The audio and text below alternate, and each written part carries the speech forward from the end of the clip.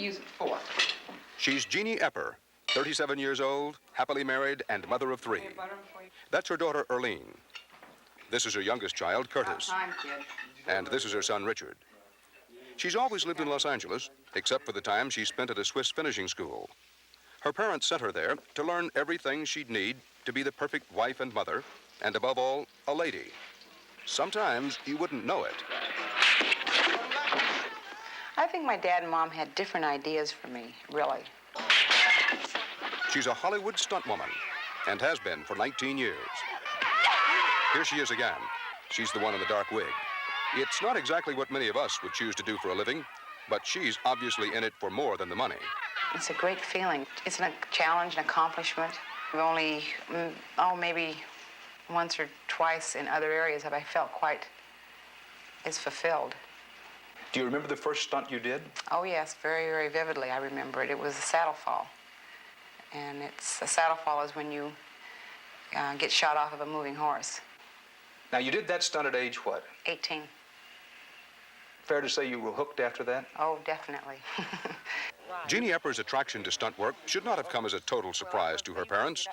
Like her brother Gary and her sister Stephanie, as a matter of fact, like all 5 of her sisters and brothers, Jeannie did as her parents did, not as they said. Her father, John Epper, was a Hollywood stuntman for almost 45 years and worked on approximately 200 feature films. When Gary Cooper or Errol Flynn or Ronald Reagan jumped horses off cliffs, chances are it was really John Epper. And before she had her 6 children, her mother, Frances, was a stunt woman. And if you haven't guessed it yet, yes, there's a 3rd generation of stunting Eppers. All 3 of Jeannie Epper's children, even young Curtis, are in the stunt business. In the circus, you have the Wallendas. In the world of stunts, it's the Eppers. Do you work as a family sometimes now? Yes, we've done several films. My sisters and I did a film called The Life and Times of Judge Roy Bean, where we had the horrible task of beating up Paul Newman. Paul Newman comes to this little town where I think there's 3 buildings, and we are a bunch of motley-looking crew. We're hookers. Bean, Roy Bean. Maybe you heard of me. My picture's on the wall. We kind of think he's cute, only we're horrible looking. We've got black hair and eye bags. Really bad. So we think we're all right. We think we're pretty good looking, and we try to put the make on him. Buy me a drink, bank robber? And he doesn't want any part of us, so we beat him up.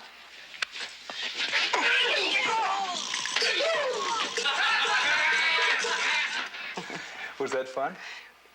Yes, it was fun, except that since he's my idol, I've always just worshipped him. I just always think he's great.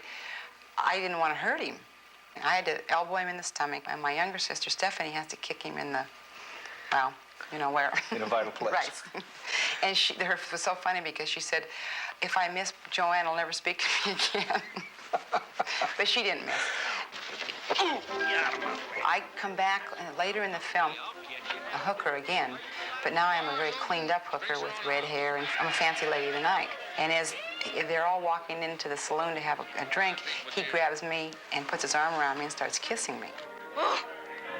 Well, his little girlfriend comes out, and she shoots a gun at us.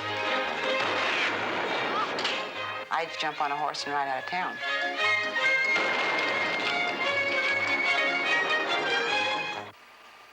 Pretty good line of work for most women to have to kiss and be kissed by Paul Newman. I was so nervous I couldn't believe it. My stunt didn't even bother me, but kissing Paul Newman had me totally unnerved. And 1, 2. Generally, though, the demands of her work are physical. Surprisingly, she does nothing very different from the things the rest of us might do to keep in shape. Timing, agility, and judgment. Those are the talents, she says, are the most important. And she says it was her childhood, filled with dancing, tree climbing, and rodeoing, that prepared her for stunts like this fall she took for an actress in an episode of Barnaby Jones.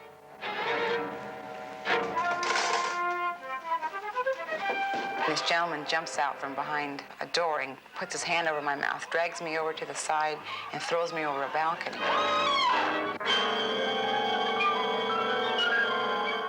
That was no gentleman. Were you frightened with this stunt? No, I wasn't frightened with the stunt. It was just, no, I wasn't frightened. something sort of comes over you, a sense of peace, a sense of you know you can do it. You know you're not going to get killed doing it. The couple of times that I've been hurt in the business, I knew I was going to get hurt. Tell me about that. Oh, once I got caught on fire. I was doing a fight inside of a building. They dropped this burning beam down on top of me.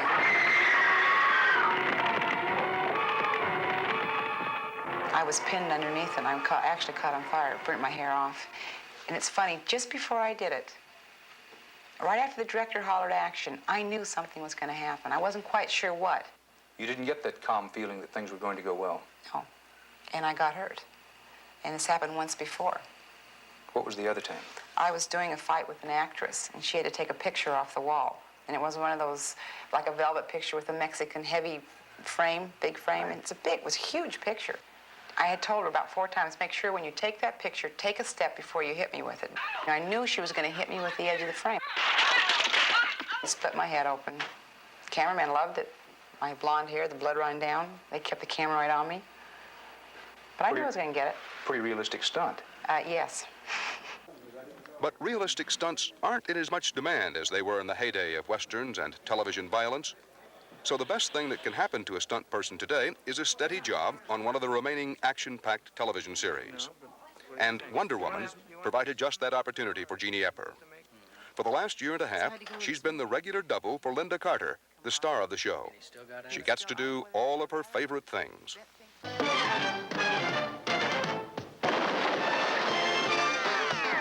I know my neighbors think I'm nuts. They say, well, what are you going to do today, Jeannie? And what do you tell them? Whatever's coming up. We're hit by a car or whatever. And then they wait to see what condition I'm going to come home in, of course. Cut! This is the Wonder Woman set. And here she is sizing up her assignment for the day. The script called for Wonder Woman to jump through a skylight. Her pay would be the day rate of $225, plus a negotiated bonus, something they call an adjustment, based on the difficulty of the stunt. Coincidentally, the director, Alan Crossland, was her director on that first fall off a horse 19 years ago. Can we bring the airbag in now? Ron Stein was the stunt coordinator. As a rule, on a show of that size, or almost all your action shows today, you have a stunt coordinator who goes in and sets things up, pre-production. They set everything up beforehand.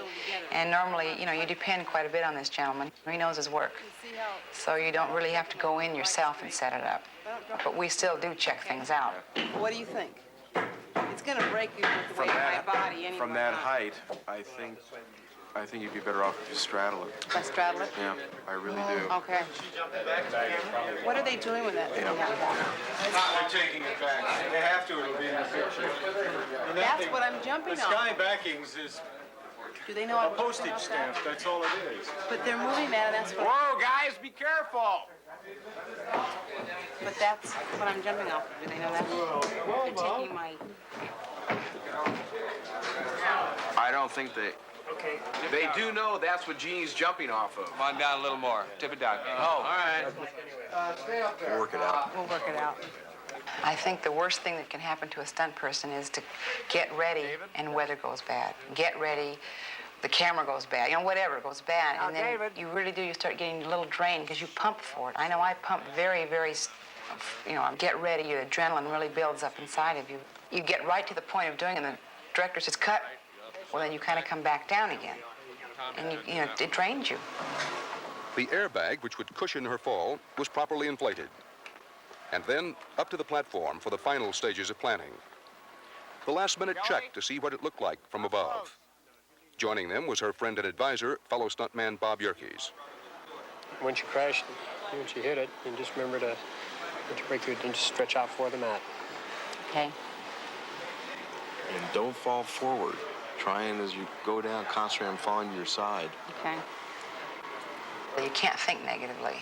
Once you've set it up in the director hollers action, you better have it all together. You can't make a mistake. And roll it! Action! Cut! Jenny? You okay, babe? Here, give her a hand. Well, you came through there like a ton of bricks. You all right? Yeah, I'm fine. Look. Don't rub. Need to make up. She's got glass in her face. Let's get that stuff off. In general, how does your husband put up with this business? He's been super. I don't think I could have gotten as far as I have if I hadn't been for Lee. He and I have sort of a pact. It's like he respects what I do. He knows I'm capable. And his attitude is, I don't want to come and watch you. Get it, honey. Call me from the hospital. And it's a very healthy attitude. Okay. She's got a ton in her neck, all through. Blow it off. How do you answer people who say, you must be crazy to do this line of work? Oh, I definitely think that is a piece of the ingredients. Being a little crazy helps? Being a little crazy definitely helps.